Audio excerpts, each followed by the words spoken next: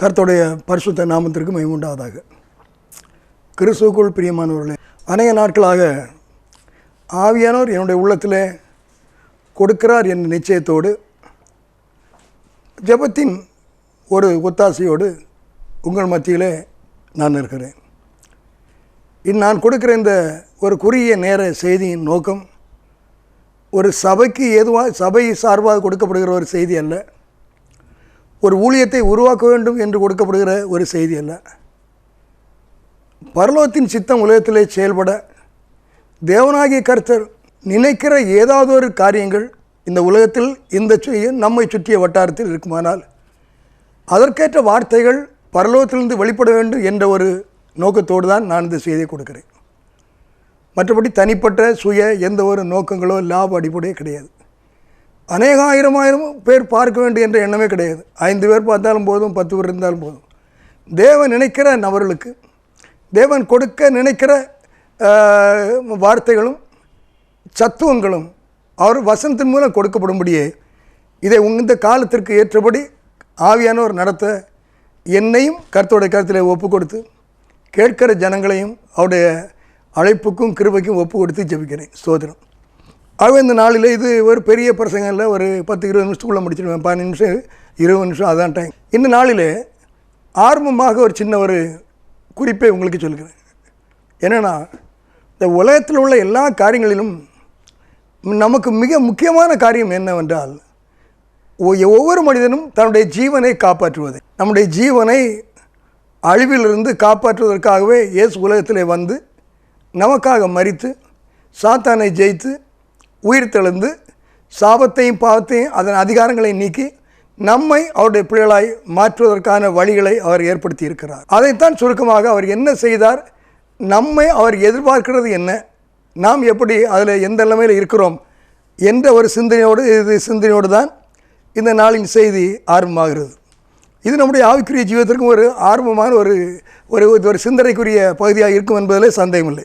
ஆதியாகமம் 19ஆம் அதிகாரத்தில் 17ஆம் வசனத்தில் அந்த சோதோம் குமாரா அழிவுக்கு முன்பாக தூதர்கள் லோத்துவையும் அவன் மனைப்பிள்ளைகளையும் இழுத்து செல்லுகிற நகரை விட்டு பட்டணத்தை விட்டு வெளியே வாருங்கள் என்று அவர்கள் தாமதப்பட்ட போது கரங்களை பிடித்து இழுத்து செல்லுகிற அந்த ஒரு சம்பவம் அது அன்றைக்கி சொல்லப்பட்டிருக்கிறது.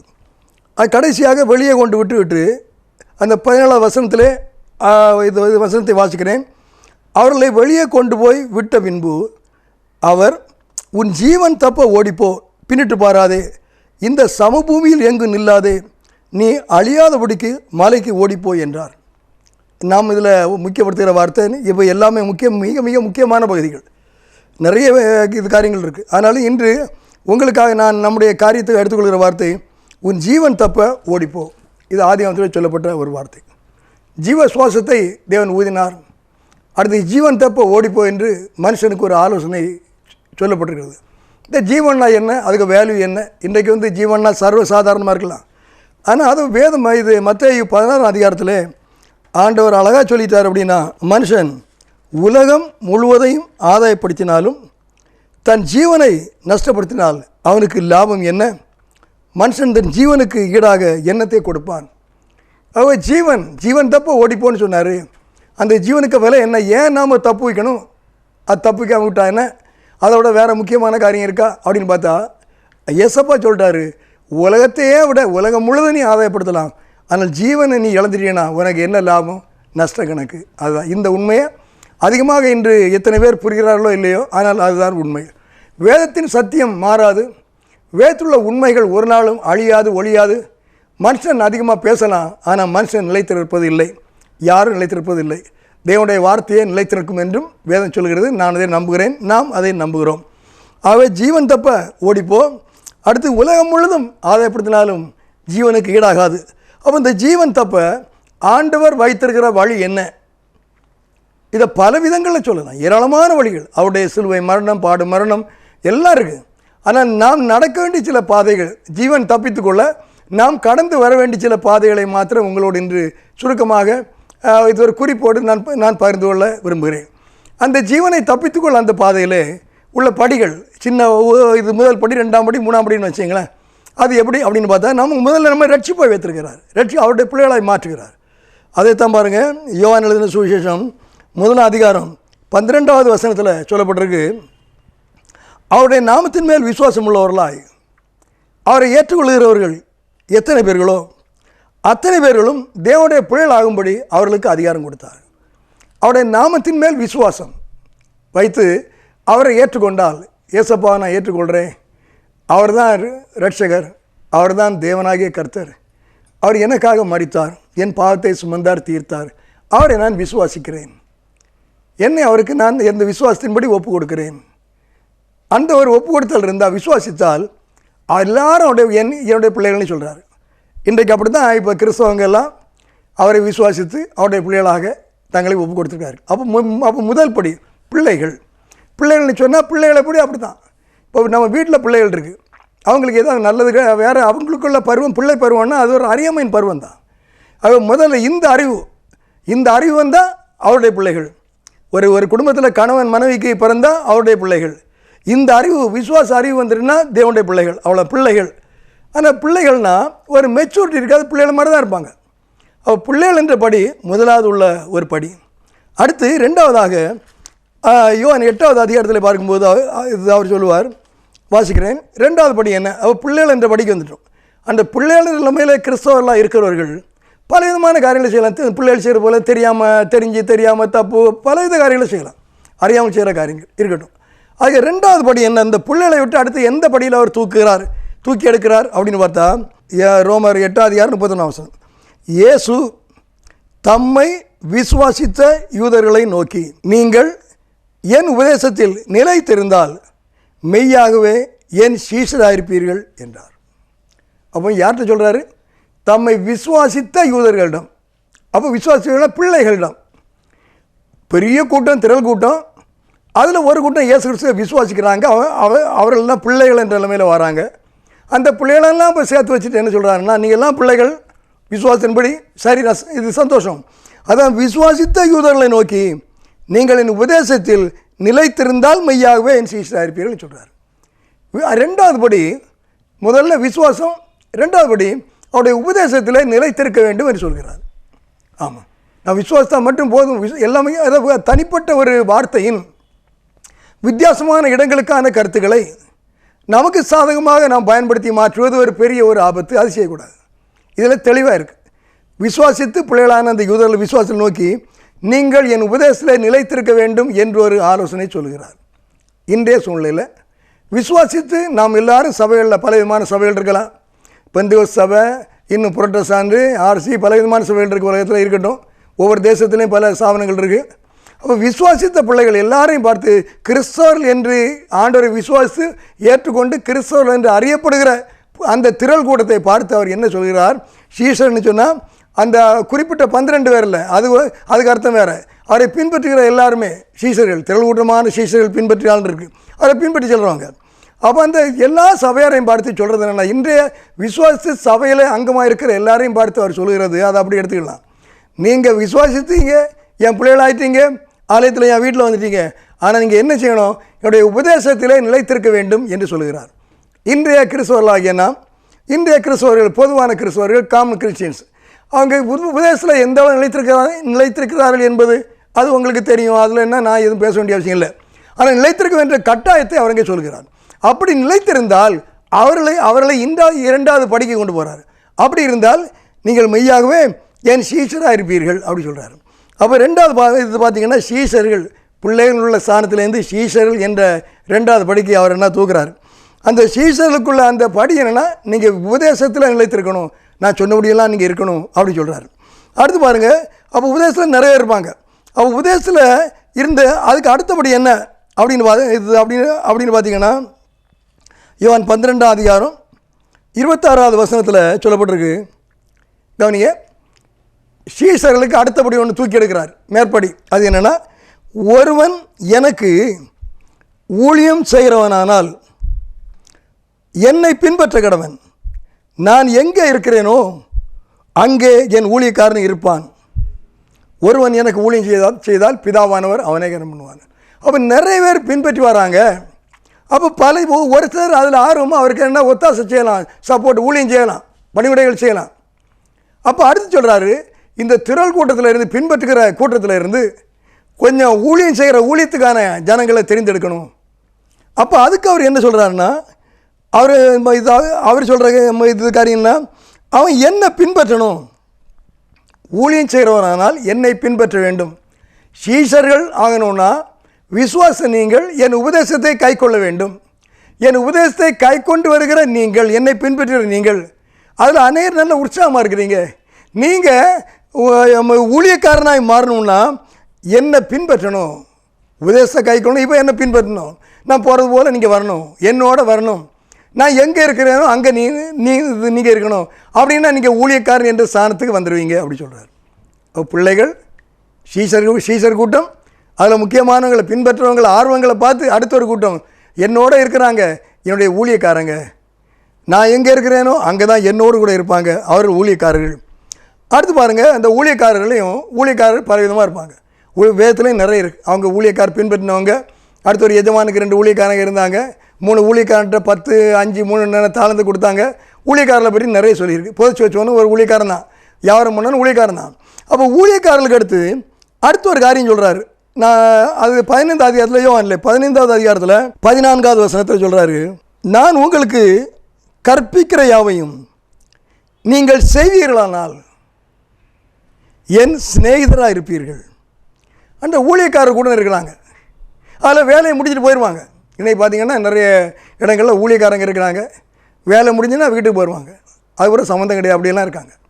அந்த குறிப்பிட்ட நேரம் எவ்வளோ நேரம் இங்கே சர்ச்சில் இருக்கணும், அதில் எங்கே போகணுமா முடிஞ்சால் வீட்டுக்கு போயிடுவாங்க. அந்த அதாவது கவர்மெண்ட் ஆஃபீஸில் வேலை செய்கிற மாதிரி அப்படி இருப்பாங்க. சிலவங்க பாருங்கள் சர்ச்சிலே கிடப்பாங்க. அவங்களுக்கு வீட்டு காரியம் எல்லாம் முடிச்சாச்சுன்னா அடுத்து சும்மா இருக்க நேரத்தில் சர்ச்சில் வருவாங்க, ஜோம் அங்கே தான் இருப்பாங்க. சர்ச்சை விட்டு போக சொன்னாலும் இல்லை வேலை சும்மா இருக்குன்னு சொல்லுவாங்க, நீங்களே பார்த்துருப்பீங்க. அப்போ அப்படிப்பட்ட ஒரு நபரை கர்த்தர் அங்கே பிரிக்கிறார்.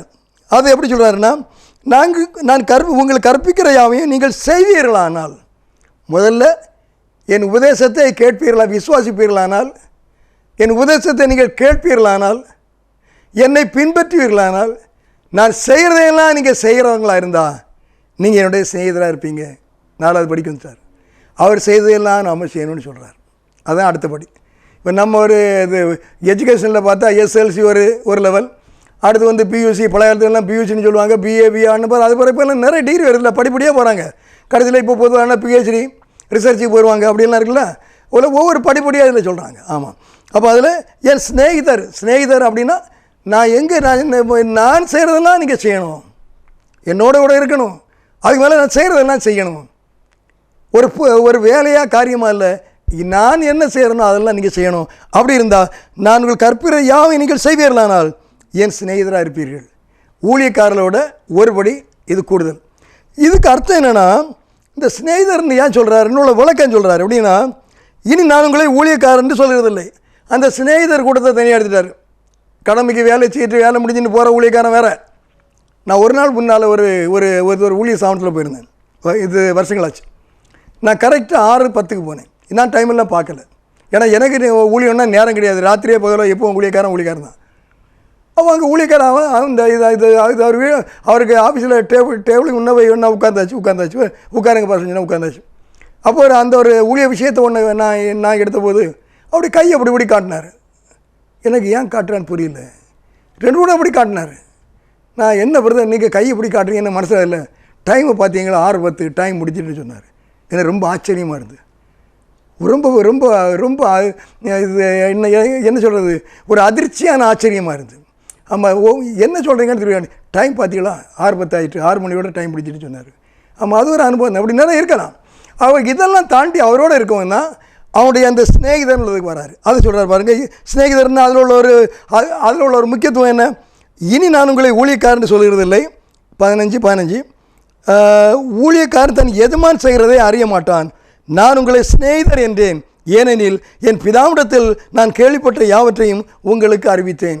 நான் கேட்ட எல்லாத்தையும் உங்களுக்கு சொல்லிட்டேன், அதனால் நீங்கள் என்னுடைய சிநேகிதர். உள்ளத்தோடு உள்ள தொடர்பு, சம்பளத்துக்கு வேலை செய்கிறாங்க இல்லை, அதுக்கு மேலே, அதுதான் சிநேகிதர். அடுத்து பாருங்கள், அடுத்த ஒரு நான் சுருக்கமாக சொல்கிறேன். நீங்கள் எதை ஆவியான உங்களுக்கு ஏற்றபடி உங்களை நடத்தணும்னு என்னுடைய வாஞ்சியோடு பேசுகிறேன். மற்றபடி எல்லா கருத்தரும் உங்களுக்கு உதவி செய்வார். இதுக்கு அடுத்த ஒரு படிக்க வந்துட்டார். அது எங்கன்னா, இதுவரை உலகத்தில் இருந்தபோது அவர் பேசினார். இது உயிர் தெழுந்து மரியாள் அங்கே கல்லறை தோட்டத்தில் நிற்கும் போது அந்த மரியாளோடு பேசுகிறார். அங்கே இன்னொரு ஸ்டெப் இன்னொரு அடுத்தபடி போயிட்டார். யோவான் 20:17 கவனிங்க. இயேசு அவளை நோக்கி, என்னை தொடாதே, நான் இன்னும் என் பிதாவிடத்திற்கு ஏறி போகவில்லை. நீ என் சகோதரத்திற்கு போய், யாருன்னா சீசர்களை சொல்கிறாரு, என் சகோதரத்திற்கு போய் நான் என் பிதாவிடத்திற்கும் உங்கள் பிதாவிடத்திற்கும் என் தேவனிடத்திற்கும் உங்கள் தேவனிடத்திற்கும் ஏறி போகிறேன் என்று அவர்களுக்கு சொல்லு.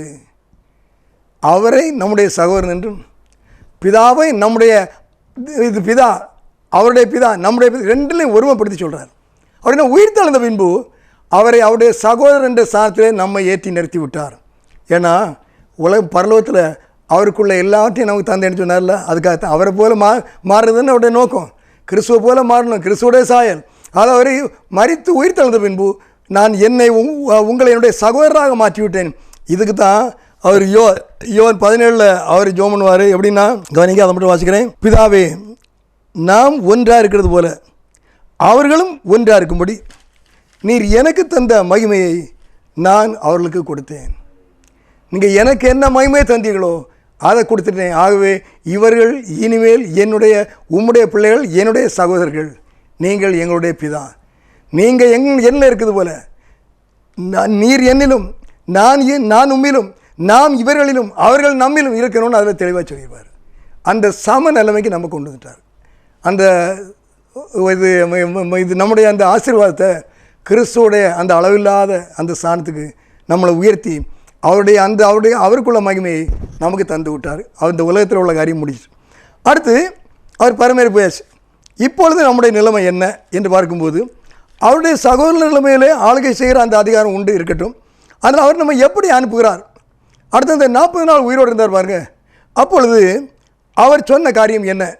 அப்பொழுது இன்னொரு விதத்தில் நம்ம அவர் மாற்றுறார். அப்போஸ்தலருடைய நடவடிக்கைகள் 1:8 வரும்போது, பரிசுத்த ஆவியானவர் வரும்போது இன்னொரு விதத்தில் அவர் நம்மை மாற்றுகிறார். நல்ல இதில் கொஞ்சம் ரொம்ப வழக்கமாக சொல்ல வேண்டிய காரியம், ஆனால் சுருக்கமாக ஆவியான உங்களுக்கு உதவி செய்வான்னு சொல்கிறேன். அதில் பார்க்கும்போது பரிசுத்தாவி அப்போஸ்தலர் 1:8 பரிசுத்தாவி உங்களிடத்தில் வரும்போது நீங்கள் பலனடைந்து எருசலேமிலும் யூதேயாவிலும் சமாரியாவிலும் பூமியின் கடைசி பிரிந்தும் எனக்கு சாட்சிகளாக இருப்பீர்கள் என்றார். எனக்கு சாட்சிகளாக இருப்பீர்கள். உயிரோடு இருக்கிற இயேசு கிறிஸ்து, அவருக்கு நாம் சகோதரர்கள், உலகத்திலேயும் பரலோகத்திலையும். அவருடைய எல்லா அவகாசங்களுக்கும் சுதந்திரங்களுக்கும் நாம் உரிமைப்பட்டவர்கள். இன்று அவர் எடுத்துக்கொள்ளப்பட்டு அவர் பரலோகத்தில் நமக்காக இருக்கிறார். நாம் அவருடைய காரியத்தை செய்கிறோம். அவருடைய சகோதரர்களாகிய நம்மை நம்பி இந்த உலகத்தில் அவருக்கு சாட்சிகளாக இருக்கும்படி பரிசுத்த ஆவியானவர் அனுப்பி தந்து சாட்சிகளாக இருக்கும்படி நம்மை பணித்திருக்கிறார். அதுதான் உண்மைங்க.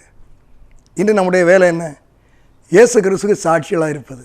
சாட்சிகளாக இருப்பதுன்னா ஆண்டு அனுபவிப்பது அல்ல, அவருக்காக பாடுபடுவது, சுவிசேஷத்தை அறிவிப்பது, மரிப்பது. அவருக்கு சாட்சி. அவர் என்னெல்லாம் சொன்னாங்களோ, என்னெல்லாம் செய்தாங்களோ அதற்கு சாட்சி. அவர் வந்ததற்கு ஜீவனுள்ள தேவன் என்பதற்கு சாட்சி. அவர் உலகத்தில் நம்முடைய பாவங்களுக்காக மரித்தார் என்பதற்கு சாட்சி. அவர் மாத்திரமே தெய்வம் என்பதற்கு சாட்சி. அவர் அடக்கம் பண்ணப்பட்டு உயிரோடு எழுந்தார் என்பதற்கு சாட்சி. அவர் மீண்டும் வருவார் என்பதற்கு சாட்சி. இதற்காக இதை உலகத்திற்கு அறிவிக்கும்படி தான் கர்த்தர் நம்மை பணித்திருக்கிறார். என்னை கேட்டுக்கொண்டிருக்கிற அருமையான தேவப்பிள்ளையே, அவர் வந்து ஜீவனை தந்து அவருடைய அந்த வெளிப்படுத்தின சத்தியத்தை அவர் நமக்கு திறந்து வந்த அந்த ஜீவ வாசலை எல்லா ஜனங்களுக்கும் சொல்லி அழிந்து போகிற உலகத்தை அழியாமக்கு நேராக நடத்த நம்மை உத்தரவாதப்படுத்தி சென்றிருக்கிறார். இன்றைக்கு அந்த உத்தரவாத பணியில் நாம் எவ்வளவு தீவிரம் உள்ளவர்களாக இருக்கிறோம்? சபைகள் எவ்வளவு தீவிரமாக இருக்கிறது? தனிப்பட்ட சகோதரனே சகோதரியே, நீங்கள் எவ்வளோ தீவிரமாக இருக்கிறீங்க? இயேசு கிறிஸ்துவை சாட்சியாய் அறிவிப்பதும், அவருடைய ராஜ்யத்தை விரிவுபடுத்துவதும், சாத்தானுடைய ராஜ்யத்தை வீழ்த்துவதும், ஜீவனை ஜனங்களுக்கு பகிர்ந்து கொடுப்பதும் நம்மை நம்பி ஆண்டவர் நமக்கு கொடுத்த வேலை. நாம் சாட்சியாக இருந்தால்தான் செய்ய முடியும். நாம் சாட்சியாக இருக்கிறோமா? வேத வசனங்களுக்கு சாட்சியாக இருக்கிறோமா? சத்தியத்துக்கு சாட்சியாக இருக்கிறோமா? பரிசுத்த ஜீவத்திற்கு சாட்சியாக இருக்கிறோமா? அவருடைய கற்பங்களை கைக்கொள்கிறேன் என்பதற்கு சாட்சியாக இருக்கிறோமா? அவருடைய சிந்தைக்கு நாம் சாட்சியாக இருக்கிறோமா? அவருடைய வல்லமைக்கு சாட்சியாக இருக்கிறோமா? சாட்சியாக இருந்து இவர்தான் இயேசு கிறிஸ்தான் மெய் தேவன் என்ற சத்தியத்திற்கு சாட்சியாக இருந்து அவருடைய ஊழியத்தை செய்யும்படி தான் இன்றைய அவருக்கு பின் பரிசுத்த ஆவியானவருக்கு பின் கிறிஸ்தவ ராஜ்யத்தை அவர் வைத்திருக்கிறார். இந்த காரியம் எங்கு இல்லையோ அது உண்மையான ஒரு கிறிஸ்தவ ரட்சிக்கப்பட்ட ஒரு அனுபவம் இல்லை. உண்மையாக ரட்சிக்கப்பட்ட எந்த ஒரு மனிதனும் அவருக்கு சாட்சியாக இருந்து சுவிசேஷத்தை உலகமெங்கிலும் அறிவிக்க வேண்டிய கடமைப்பட்டவன் என்று சொல்லி என் வார்த்தைகளை முடிக்கிறேன். கர்த்தர் உங்களை ஆசீர்வதிப்பாராக. God bless you.